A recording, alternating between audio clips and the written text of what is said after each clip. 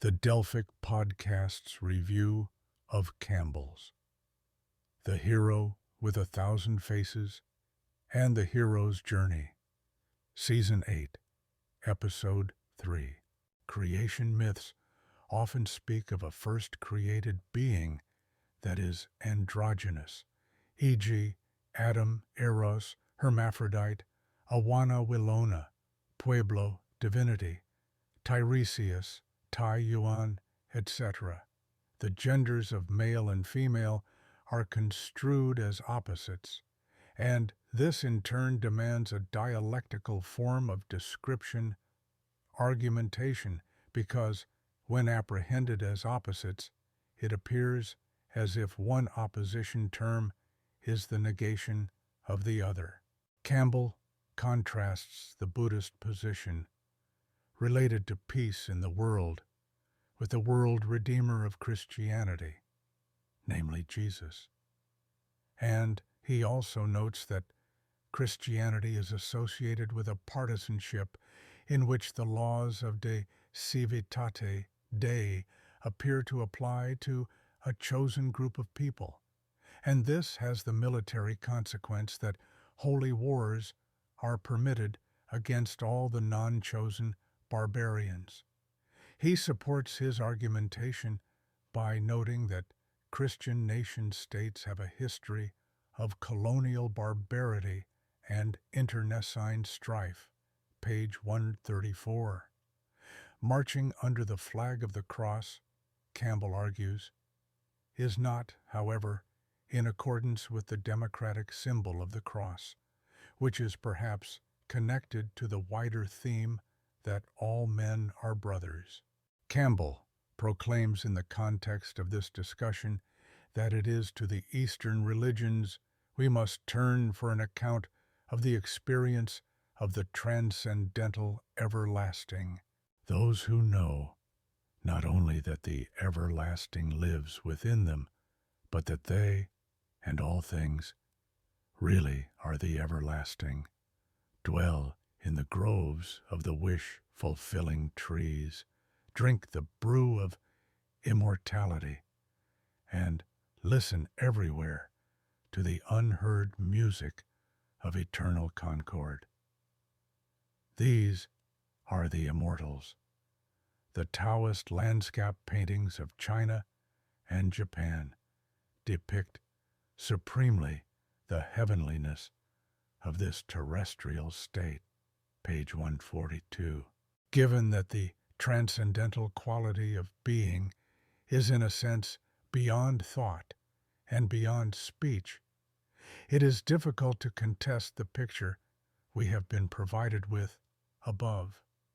The philosopher Spinoza is usually referred to as the philosopher of the infinite.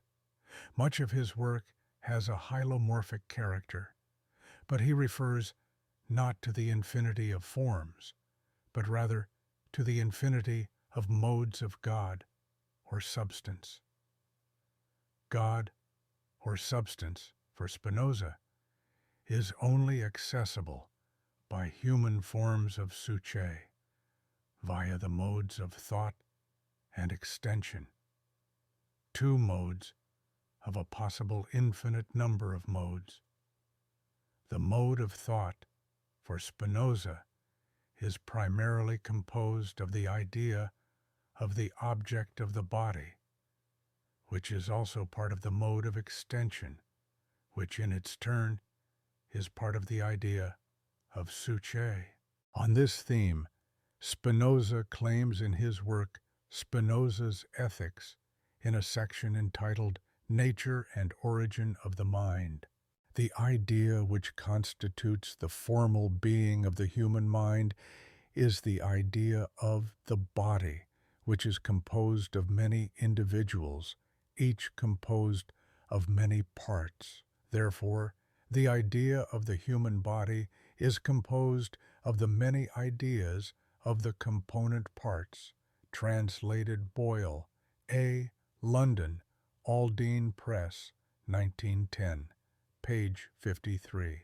It is clear that the ideas of the mind are not enclosed within their own domain, but rather reach out to the external world. And in this process, perception is an important power of the body-mind. All modes in which any body is affected follow from the nature of the body affected, and at the same time from the nature of the affecting body. Wherefore, the idea of them must involve necessarily the nature of each body. Therefore, the idea of each mode in which the human body is affected by an external body involves the nature of the human body and that of the external body. Hence, it follows in the first place that the human mind can perceive the nature of many bodies at the same time as the nature of its own body. It follows in the second place that the ideas which we have of external bodies indicate rather the disposition of our body than the nature of its own body. Page 53. Kant would subscribe to much of the content in the above quotes, and this may not be surprising, given that both philosophers espouse forms of rationalism similar to that of Aristotle. Spinoza believes his work Ethics possesses a mathematical, geometrical structure of arguments which constitute proofs. This, of course, is in contrast to the methodologies of both Aristotle and Kant, who both wrote in normal academic prose. Spinoza, in this work, also provides us with accounts of the powers of imagination and memory, which both Aristotle and Kant would largely ascribe to.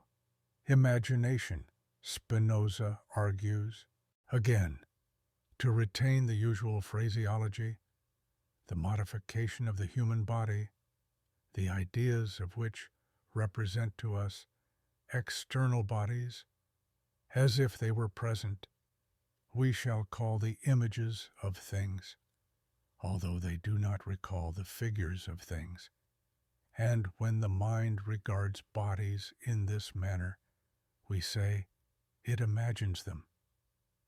And here, so that I may begin to point out where lies error, I would have you note that the imaginations of the mind, regarded in themselves, contain no error, or that the mind does not err from that which it imagines, but only in so far as it is considered as wanting the idea, which cuts off the existence of those things which it imagines, as present to itself. For if the mind, while it imagined things not existing as present to itself, knew at the same time that these things did not in truth exist, it would attribute this power of imagination to an advantage of its nature, not a defect, more especially if this faculty of imagining depends on its own nature alone. That is, if the mind's faculty of imagining be free. Page 55.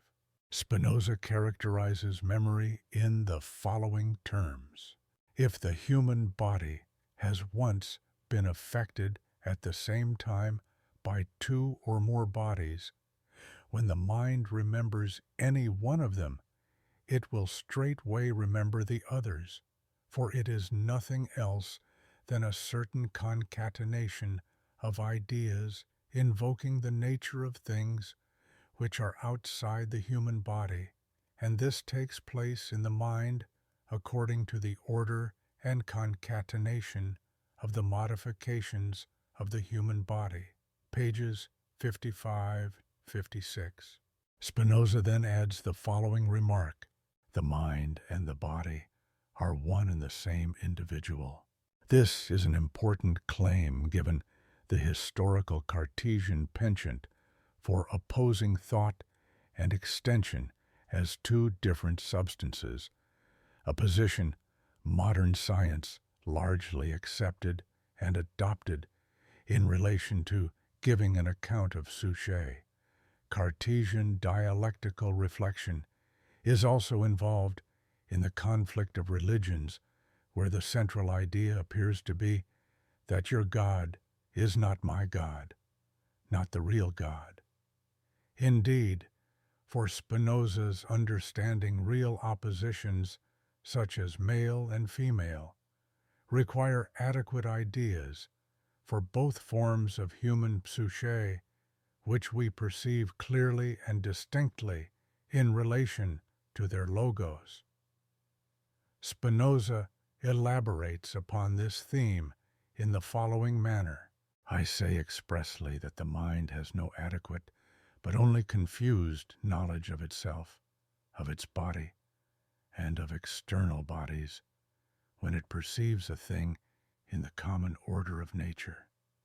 That is, whenever it is determined externally, that is, by fortuitous circumstances, to contemplate this or that, and not when it is determined internally, that is, by the fact that it regards many things at once, to understand their agreements, differences, and oppositions, one to another.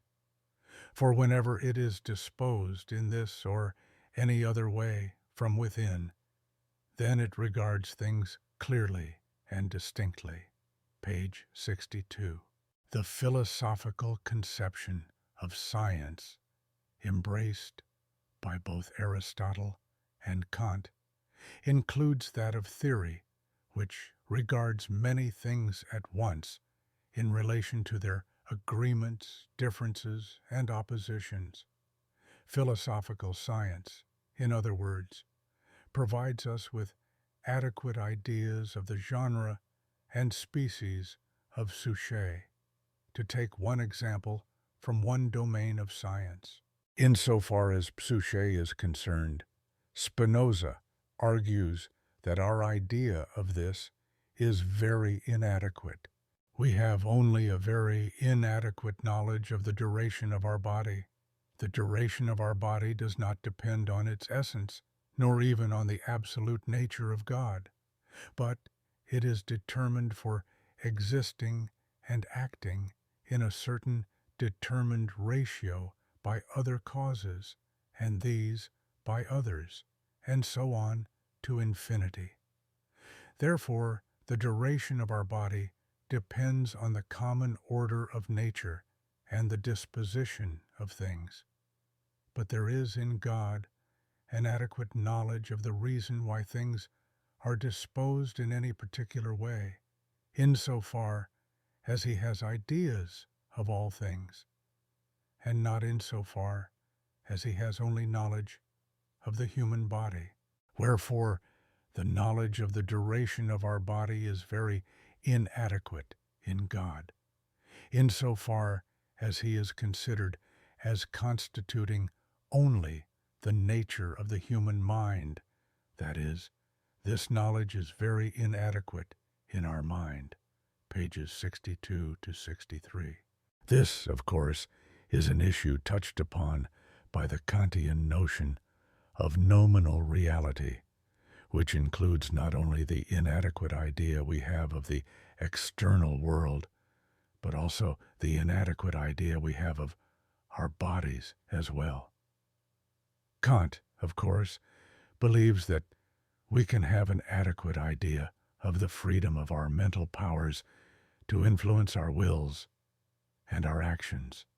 Spinoza disagrees, claiming that men are mistaken in thinking themselves free in page 64. Spinoza believes this proposition on the grounds that the primary idea of the mind is the inadequate idea of the body, which is subject to a large number of causes stretching back to infinity. Spinoza goes on to claim that those that say that human actions depend on the will, page 64, do not understand exactly what they are saying.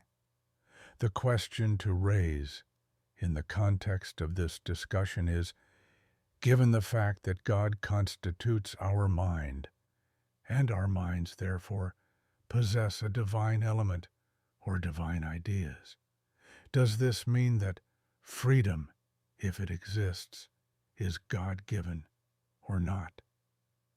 Kant, we know, argues that freedom is causa sui, cause of itself, and this may imply that this is the divine element of our constitution, and the reason why we needed to be commanded in the Garden of Eden by God not to eat from the tree of the knowledge of good and evil. And perhaps it is also why we need to be commanded to love our neighbors and God above all. If, however, this is the case, then our lack of knowledge of the causes that produced a constitution possessing the ideas of God and freedom is irrelevant. Some religions, such as Buddhism, claim that our life is a journey with a beginning and end on a noble pathway. Buddhism has been construed as an enlightened religion because of its view of the importance of knowledge of the external world and the mind. The external physical world is conceived of in terms of what is described as the sermon of the inanimate, which the philosopher Thales expressed in his proclamation that all things are full of gods. Campbell claims to see this spirit in the Taoist tea ceremonies. He also refers in this context to the myths of the Apaches and some African mythologies, which proclaim that the rocks, fire, and water are all alive like the plants. This may be a category mistake insofar as thought is concerned for both hylomorphic and critical philosophy. The issue of gods and goddesses, the divine opposites, is an important issue for Campbell, who claims in this context that, for in the language of the divine pictures, the world of time is the great mother womb. The life therein, begotten by the Father, is compounded of her darkness and his light. We are conceived in her, and dwell removed from the Father. But when we pass from the womb of time at death, which is our birth to eternity, we are given into his hands. The wise realize, even within this womb, that they have come from and are returning to the Father, while the very wise know that she and he are in substance one. Page 144.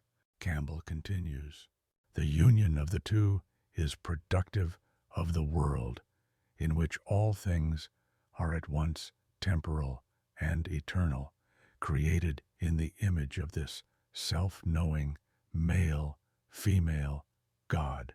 Page 145.